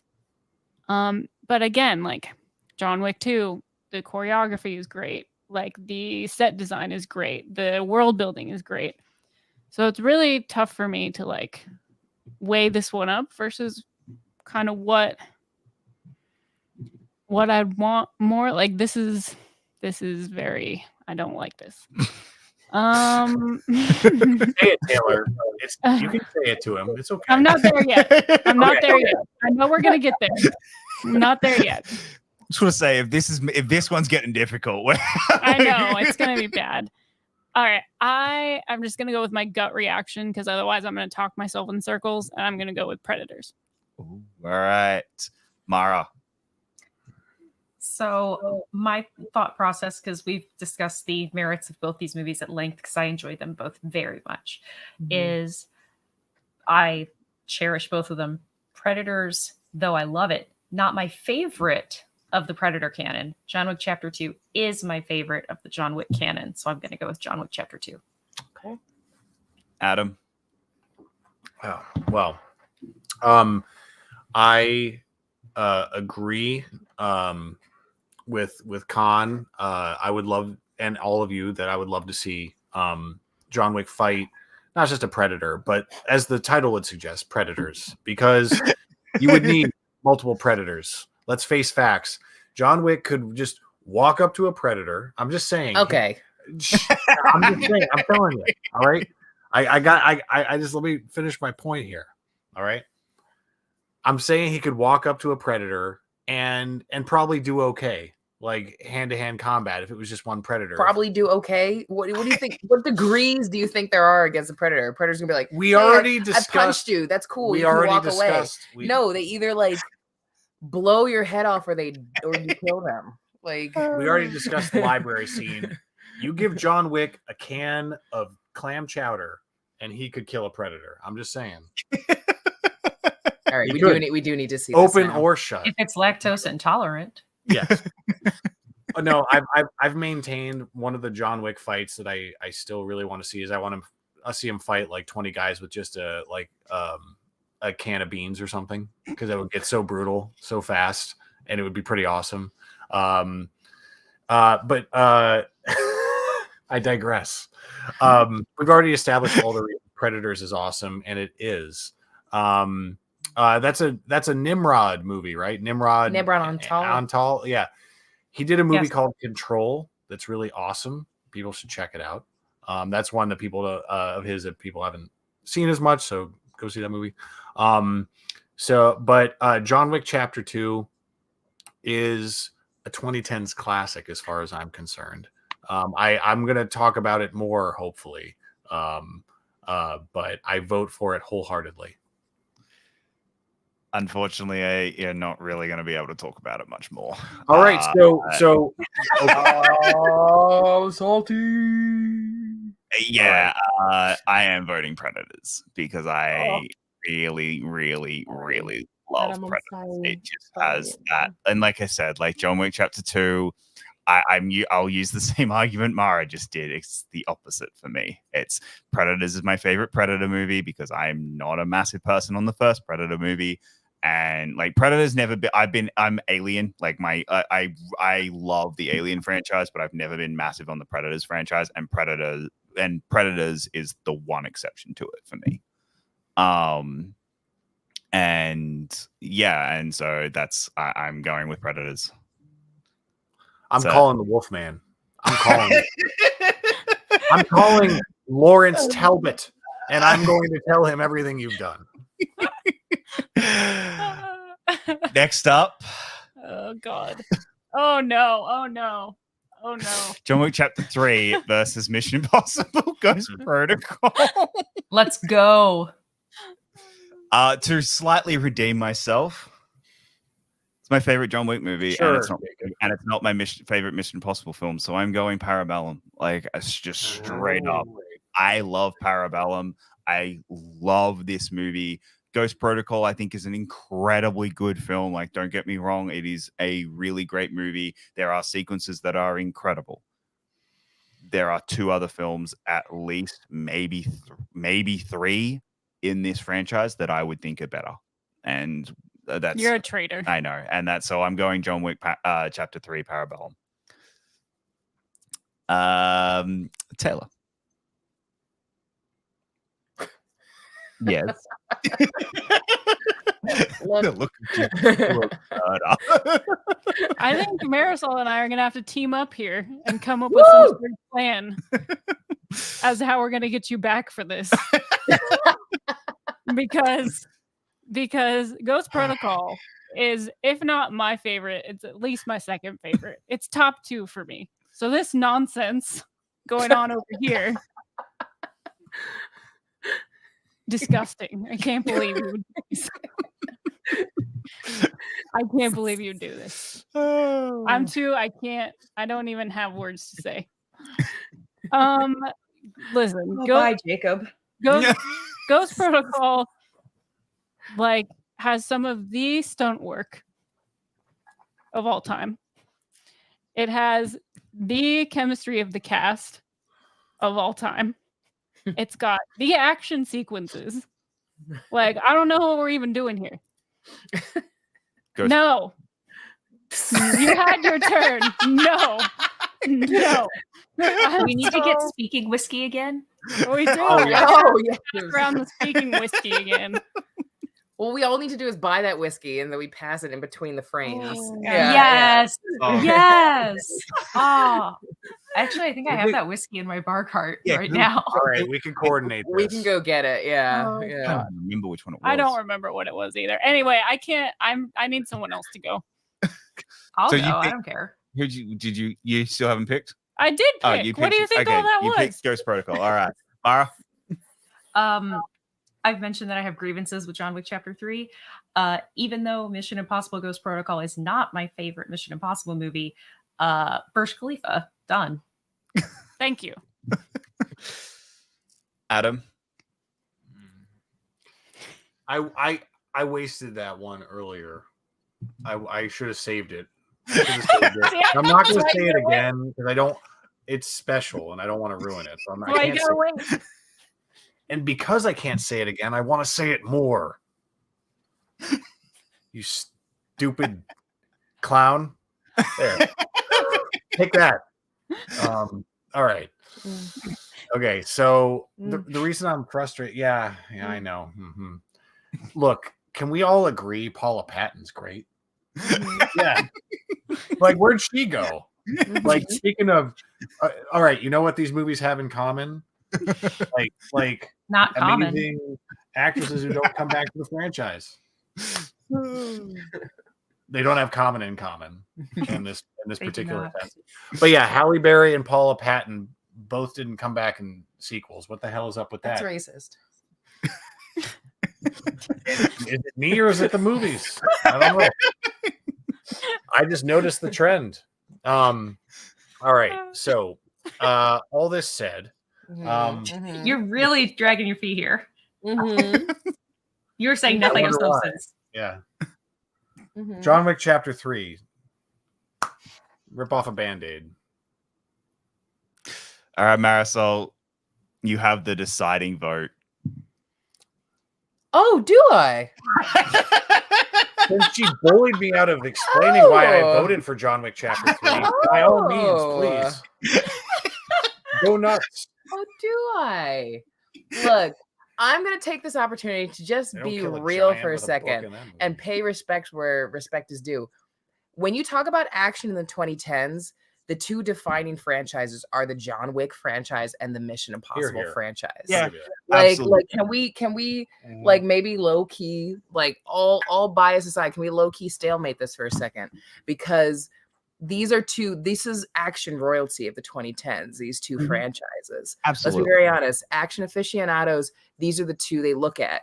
And Mhm. these are the things, the films that get them the most excited. And I think these films are the big budget films operating at the highest level and technical grace and technical skill of any other kind of action franchises.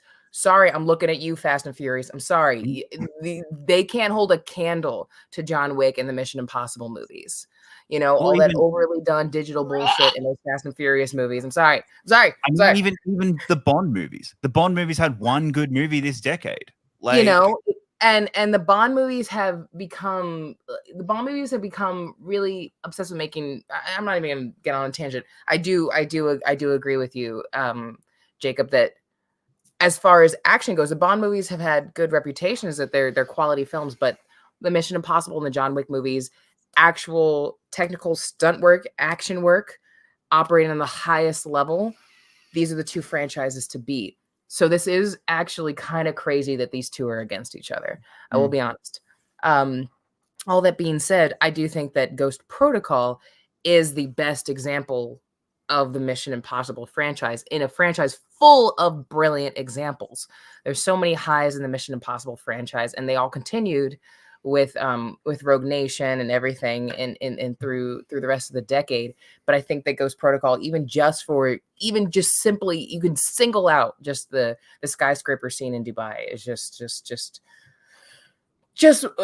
still makes me like nauseous. Like watching it at home even makes me like, puts me right in that scene. It's so death-defying and exciting. And John Wick Parabellum, very, very solid. I match all the things I said about it earlier, about it being, I think, having the most iconic set pieces of all the John Wicks. But if you're gonna hold a gun to my head between these two, I'm gonna definitely go to Ghost Protocol because that was my favorite. I still vote for John Wick Chapter 3. But it is no slight to what these two franchises have done for action movies in the 21st century. How much they both elevated the standard and raised the bar. Yeah, for I don't even incorporating dislike practical stunts into action. I don't even dislike John Wick Chapter 3. I like John Wick Chapter 3, but the problem is no one's ever willing to stand up for Ghost Protocol. Everyone's like, "Oh, it's fine," and I'm like, "Excuse me." Yes, thank you. It's the reason we have the rest. Hold on. By the way, having been to the Burj Khalifa, I can tell you that scene is so much more impressive if you actually have been up in that building and you look down. Mm-hmm. That's I would immediately pass away. I mean, I don't think I that's could impressive do that. enough. Yeah.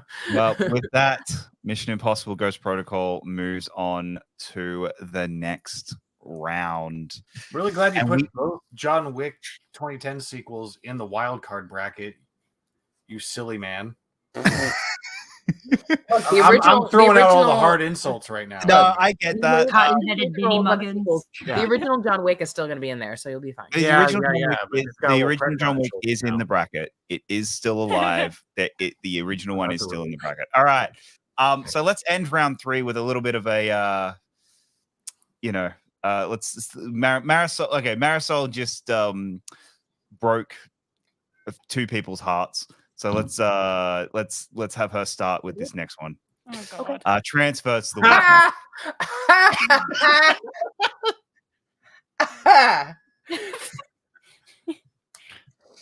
Do I even need to say, okay, sorry, y'all. Like, I just, sorry. Like, I guess, you know what? Sometimes when you're the lone person with opinion and everybody's like, I don't agree. And you're like, well, I believe my opinion more. You know, you get a little bug up your butt about it. Like, that's kind of me with the Wolfman. Like, I'm like, no, I'm gonna stand my ground a little more with this movie. And fine, fuck you guys. Like, I am absolutely gonna pick trans over this. You saw my rant before. All right. I didn't even pick trans in Trans's last matchup, and I'm gonna pick it now. So what does that say? Mara? No. Oh God. Long live the lichens. Yes. Oh my God, this is gonna happen. Yeah, it is. Yeah, bitch. Adam? Yeah. You know, in my head canon, Yes, Adam. the Wolfman Yes. is carrying the torch for John Wick now. Because Let's go. this is bullshit. All right. 2 and 3 both got eliminated. That's stupid. and I blame you. Me, I had So- literally nothing to do with that. I'll tell you this much: the Wolfman may not win the wild card round, but I'm going to vote for him because, look, I gave Trance. I helped it out. All right, I'm going to watch it. I'm going to watch it. Yeah, I'm brave. I'm very brave. So brave. I stand up for what's right. But the thing is, with the Wolfman, and you and I haven't really gotten into the nuance of the Wolfman. Like there's a lot of great subtext in that film, like fog. I don't understand these and, words and you're hair. saying. Yeah. Okay, look, I vote for the Wolfman. Come on, I just, you know what? Let's watch that. We're gonna watch that movie again tonight. No, I just love in the spirit of March Madness. There's that one side of the bracket that's just the like, how the hell have those two gotten this far? When like there's big giant power brokers on the other side and they're just like killing each other, and then there's these two on the other side that are just like, hey, we're just surviving here because we're not dealing with the big boys. And that's these two movies. Glad you're entertained. But to be fair to the Wolfman, because this might be my last chance to say anything, and this will be very brief, it is easily top tier 2010's Universal Horror remakes. Oh yeah. Yes. That's the one thing. Wolfman would destroy against the Mummy. Okay, I'll say that. I will say that. Okay, it would destroy. Would it destroy against Ghost Protocol? Let's find out. At least they cast a culturally appropriate person to play the actual mummy, like for once ever. Yeah. It's Wolfen time. Yes. That's what they say in the movie, right? It's Wolfen time. It's 100% exactly what happens. Yeah. This is my favorite. This is just break out the Duran Duran. Let's go. Chaos reigns. Oh God. All right. Yeah, I'm just before the meme of it all, I'm voting Wolfman as well because it's gonna make it through. I mean, it doesn't matter. It doesn't matter. It doesn't matter. It really doesn't matter. I'm just telling you all of that right now. All right. Our final four. Final four. You happy, everybody? Okay. All right. Happy Death Day to You versus Predators. No. Taylor, I'm gonna start with you. This is a personal attack on me specifically. That's fair. Just so you know. Yeah, this makes me sad because I think Happy Death Day to You is one of those like the little movie that could. Like no one was expecting. Like when the movie came out, no one was expecting it to be any good. Like as we've all talked about, it's a horror sequel, it's a comedy sequel, it's a horror comedy sequel that's doing the same premise over again, basically. Yeah. And it still ended up being really good to the point where people are like, and where's like the third movie? And we're probably just never gonna get it, which rip to me. I'm so like sad about that. But as I've said time and time again, like as we've been doing this, Predators is like top tier of the Alien Predator verse for me. So I am voting for Predators. Adam. Yeah, like we've gotten into it pretty in depth. And look, as bummed as I am that John Wick Chapter 2 is no longer with us, other than on my shelf, where I can watch it anytime I want, no matter what you say. Oh yeah, didn't you know this whole bracket we're literally eliminating the movies. Yeah, you can't ever watch it again. You can only watch The Wolfman for the rest of your life. Oh. Okay. So joke like that. I'll tell you what. I'm not mad at Predators. It's a great movie. And Happy Death Day to You, for all the reasons we've discussed. Incredibly clever. Lots of fun. Can't wait to see more from Christopher Landon. But yeah, I definitely vote for Predators between these two for all the reasons we've stated thus far. I'm going to save my energy. Mara? This is tough, especially because thinking about what's going to happen next with all of this. But this is where I'm going to lean back into the nepotism. I'm going to lean back into the practical makeup. I'm going to lean back into the shocking surprise that was the delight of this movie, and I'm also going to go Predators. All right. Marisol. Yeah. Yeah. As much as I gave, good props to Happy Death Day to you, it was where the competition was a little closer than this one. And Predators, yeah, what you guys have been saying, Predators is it's just one of the best in its respective franchise. This is easily Predators. This is a really great, great movie. And we give a lot of credit to Happy Death Day to you. Happy it made it this far. We like you. We see you. We respect you. We gave you your victories, but you're gonna fall in the face of Predators. I'm sorry. I'm gonna give not a pity vote because it deserves more than that, but I'm gonna give Happy Death Day to you its one sole vote because like a movie like Happy Death Day to You doesn't deserve to go out 0-5, and it's Happy Death Day to You is an awesome movie. Like I really love Happy Death Day to You. And yeah, so Predators moves on to the final round. Next up, Mission Impossible Ghost Protocol versus The Wolfman. I just want to say right here, like, can we stop, please? Can we pause real quick before we do this? Okay, like I just want to say, like, you all have a chance to make the right choice here. Like, you all have a chance to, in the words of Spike Lee, do the right thing. Okay, all right. So I just want to just like, you could do the wrong thing, or you could do the right thing. So, like, I just want to instill that eternal morality. Like, that I just want to instill that sense in you guys right before we all start voting here. So, no biggie, no pressure. Who are you gonna even start with? I'm gonna start with you because I'm gonna start with you because I have a feeling I know where you're going. So I'm like, okay, okay. Listen, as much fun as it is to like do stuff for the meme, I do actually really like the Wolfman, but I'm not doing it for the meme when it goes up against Ghost Protocol. That's not. I'm sorry, I've taken it as far as it can go for me at this point. Yeah. I'm voting for Ghost Protocol. I love how far we were able to take the Wolfman. And never in my wildest dreams did I think it was like getting out of the first round. So I think it's gotten its due respect in the form of memery, I guess. But yeah, I'm voting for Ghost Protocol. So Mara. Ghost Protocol. Easy peasy. Squeezy the Wolfman out of this one. Bye-bye. Adam. Come back to me. Okay. Marisol. What?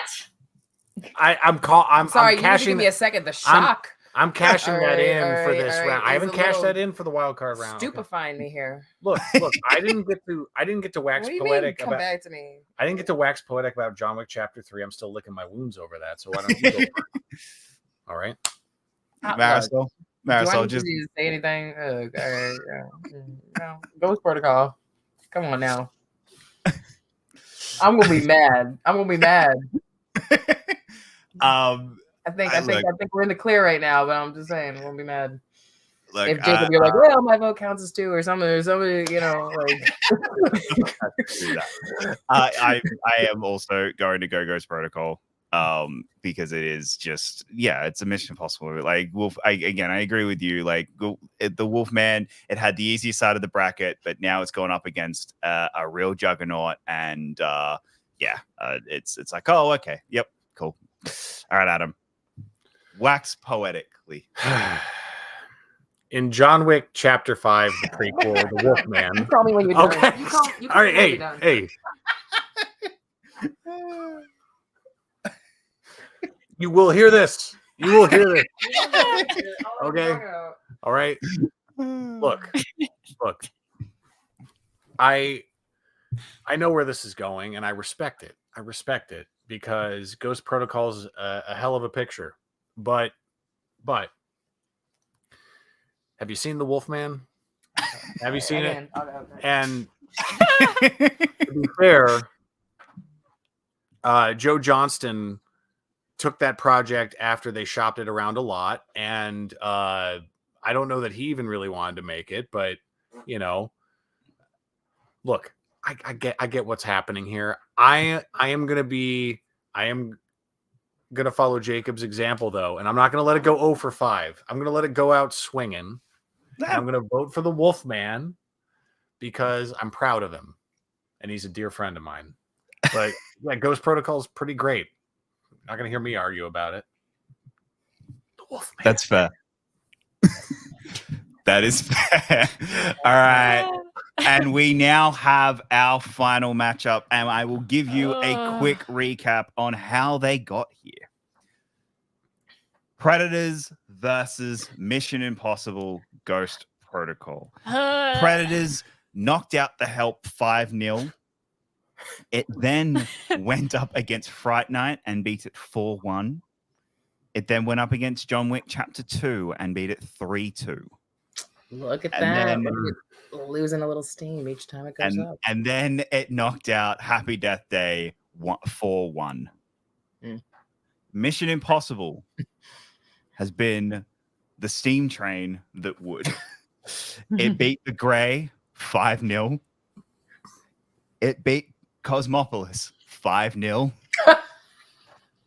It then went up against its hardest challenger yet in John Wick Chapter 3 with a score of 3-2.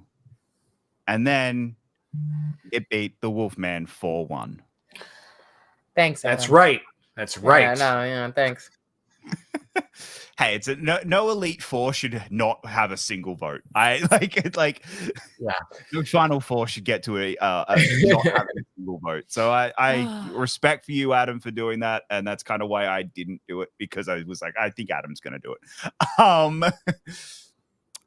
Taylor. No. Okay. No. You can go first. Yeah, all right, I will. I'll kick this train off. I'm going to use the same logic I used earlier when we were talking about when it was John Wick versus Mission Impossible. One of these movies is my favorite in the franchise. One of them I think is the third or fourth best in the franchise, and so I'm going with Predators.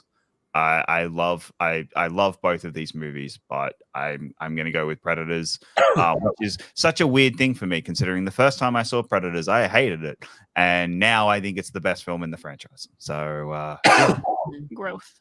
Yeah. Marisol, I'll go to you. I'm okay not being. I'm happy you didn't pick me last, because I would have had so much more emotionally like on my chest if I like had to go last, or I was like the tiebreaker or something like that. So I'm okay going now.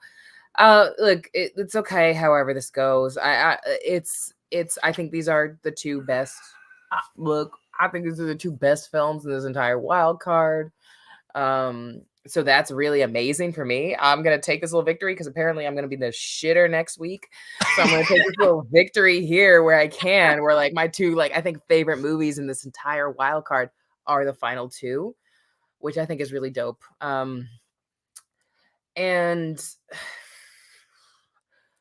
Let's do the respective franchise game. Like you were just saying, Jacob, I think that Mission Impossible Ghost Protocol is the strongest film in the whole Mission Impossible series. I think Predators is the second strongest. I do think Prey is just dynamite. It edges out Predators a little bit. And I think Ghost Protocol is in spot number 1 for me.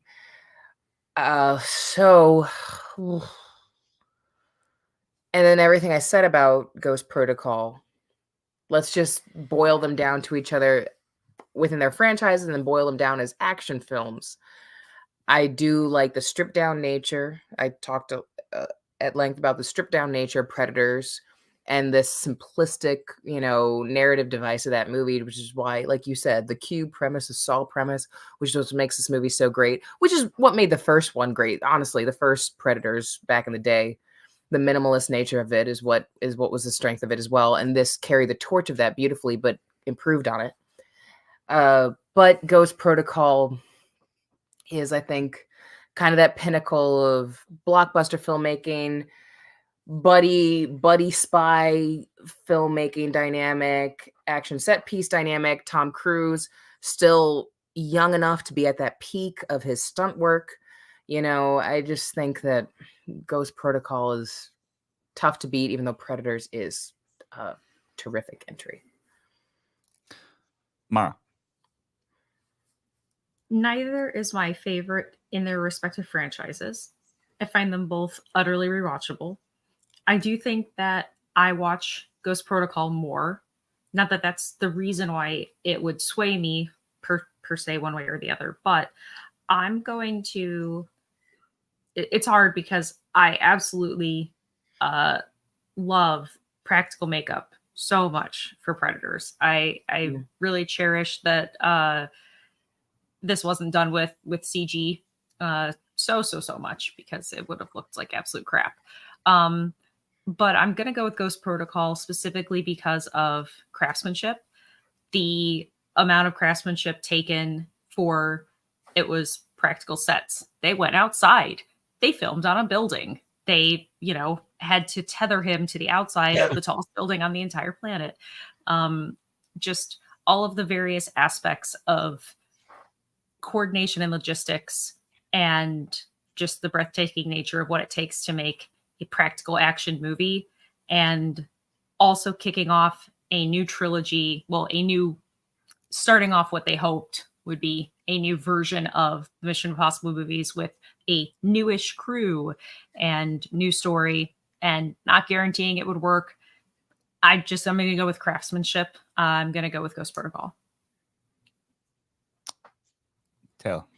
No. Oh. I don't want to.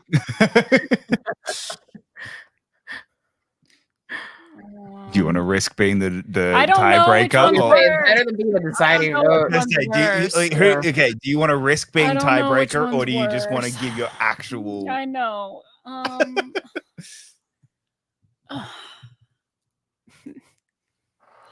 Okay, so that's the hard thing for me is like these are both kind of in the same space in their like franchises, because I think Predators and Prey are like my favorites, and then like Ghost Protocol is right up there with my favorite like mission. Like I have like a top 3 that I think are all kind of on a similar level, and I think that's like right up there. So that doesn't help me whatsoever. Like that does nothing for me with that. And it's tough too because they're just such different movies. I think Predators does like the horror sci-fi really, really well. In a time where apparently that's very difficult to pull off. And then, Mission Impossible really does the practical stunt work and the action and the chemistry of the cast really well. And, I think they both kind of showed us that there could be strength in continuing with the franchise and getting more movies after it. So I think they both were able to accomplish that. So that's not helping me either, which is great. I think for me, I'm just going to have to go with the one that like I know I'll sit down and watch more, which like breaks my heart. But I am gonna have to go with Ghost Protocol. Oh! All right, Adam. You want to know what's great about Predators is it came out in 2010, which is the same year that a very special movie came out. Social Network? No, we talked about it recently. Oh. Directed by Joe Johnston. You better stop. You better stop while you're behind. You better stop. Yeah. It's a classic. Don't Have you mess, heard of this don't film? Don't mess with me, Okay. Collins. Please. It's a great John Wick movie. Don't. Yeah.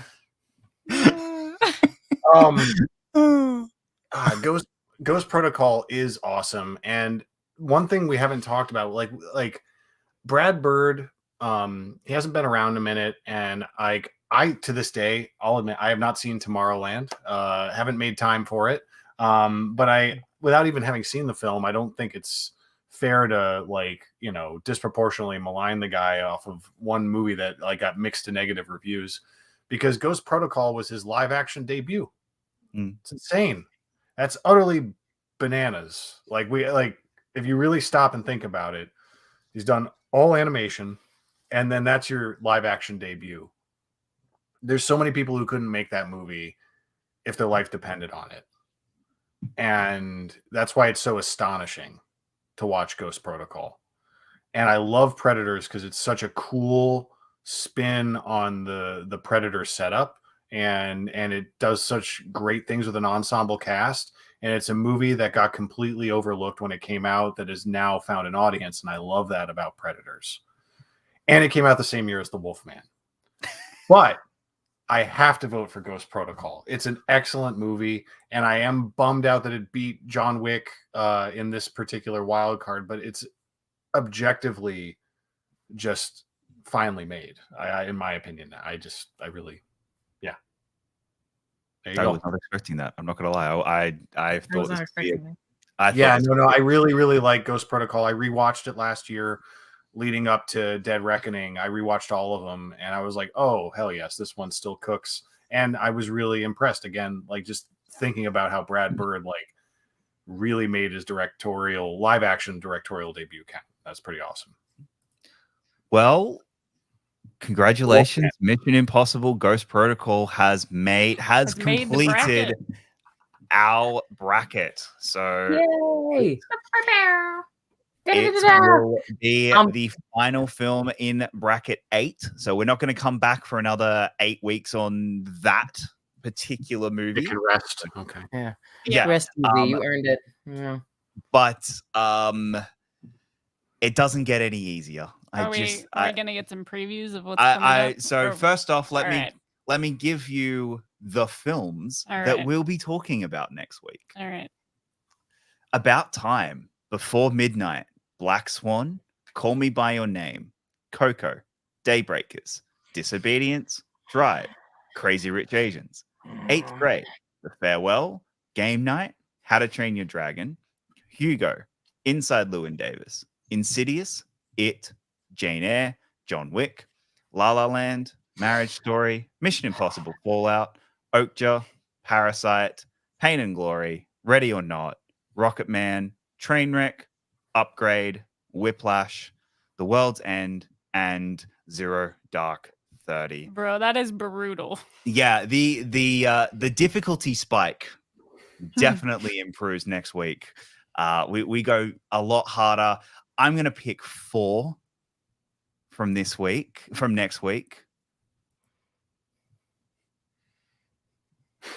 Okay.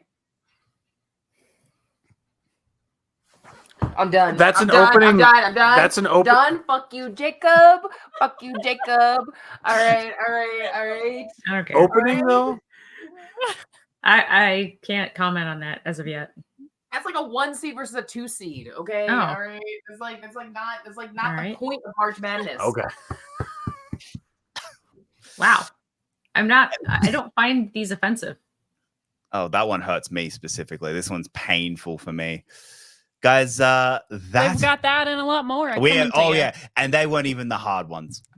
Okay. That's why you did that. Okay. Yeah, there's some fun ones in there. I'm not gonna lie, we really were pussyfooting around with this wild card because those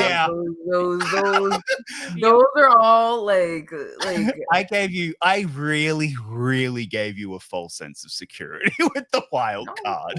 It's cool. Just you gave us a false sense of security, and yet the fuck you Jacobs have already come out of the box. They've already happened. Yep. So guys, where can they find you online? Adam, where can they find you? Follow us first at Champs on Film on YouTube, Twitter, and Instagram. And then from there, you can follow us individually. Eisenthor and Marisol _ Nariah on Twitter and Letterboxd. At least last time I checked. We linger. But yeah, Champs on Film is where we're putting a lot of our extracurricular efforts these days, wouldn't you say? Yeah. Oh yeah, for sure. Yeah. Uh, Yeah. We'll probably have Matrix is celebrating its 25th anniversary. So if you follow Champs on Film, we just might have a video about the Matrix. Yeah, but we've we'll been see. rewatching those, and we have our Yeah. Oscars videos, so please check those out if you haven't. Yeah. If already. you were interested in the Oscars, we reflected on the Oscars. We posted up a video about that. So yeah. And obviously, that's where we go for Marisol to wax lyrical about the Wolfman, right? Yes, Yes. you can find all. We are doing a deep dive. My Yes, hidden yes. hate to love rants about the Wolfman. Yes. We will Mara? be getting back around to Frankenstein Meets the Wolfman, the one where Bela Lugosi plays Frankenstein's monster. Look, I'll take that any day. Look, that shit Okay. sounds fire compared to the Wolfman. All right. Ooh, no. Group watch along of Abbott and Costello Meet Frankenstein, because That's a that is great movie. one of my favorite movies ever. Yes, and that has the Wolfman and it has all of them. Almost. Everybody. Yeah. Those would all be Has better Invisible than Man? the Wolfman. Yes. You're only He didn't selling direct these it. to me. He Like, didn't yeah. Mara? Yeah. I this week, not the episode that's coming out this week. We haven't recorded it yet, but I'm just gonna spoil the announcement.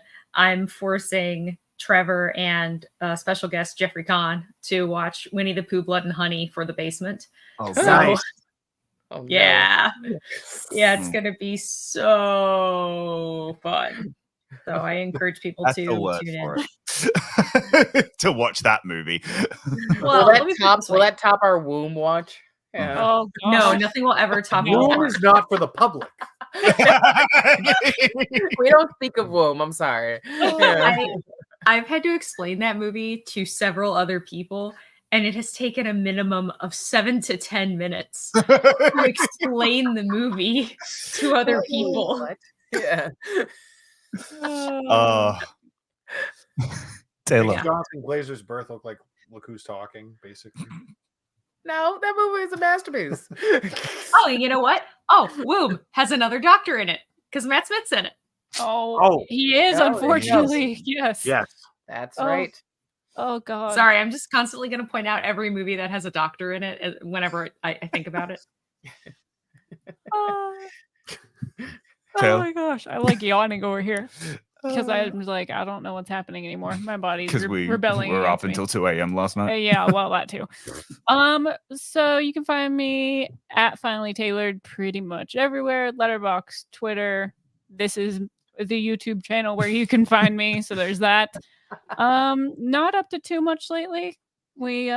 We're working on our Lights on a Screen podcast. We will have a new episode up at some point. Yep. We're getting there. When I find the time. Yeah. Other than that, we're just doing this show. So I hope that we see everyone who's been super lively and super awesome in the chat. We love you. Thank you so much. I hope you're back again with us next week, because it really adds to what we've got going on when you're chiming in with what you would pick and throwing some fuck you Jacobs around as well. We love that. So thank you very much. And yeah, you can find me pretty much everywhere at Jacob London, and find out all the extra information you want to know about the bracket there. Until then, guys, thank you so much. This has been a lot of fun. This one, again, we really ramped the difficulty up next week. Like it's about to get like, I really let it like eased you in, and we're about to get a lot harder. You sound proud. Yeah, you're saying that. so Yeah, you're like trying to Juicy. sound remorseful, but you're also grinning the whole time. like okay, I'm gonna show this again. I want to reiterate, 16 of these movies will not be there next week. Cool. Yeah, I know. Like that's what we have to look forward to. This is gonna be fun. I'm so excited. Guys, we will be back next week, 6 p.m. Pacific Standard Time. And until then, this has been the Bracket Show. Get in, losers. We're doing movie brackets. And we will see you next week. Bye.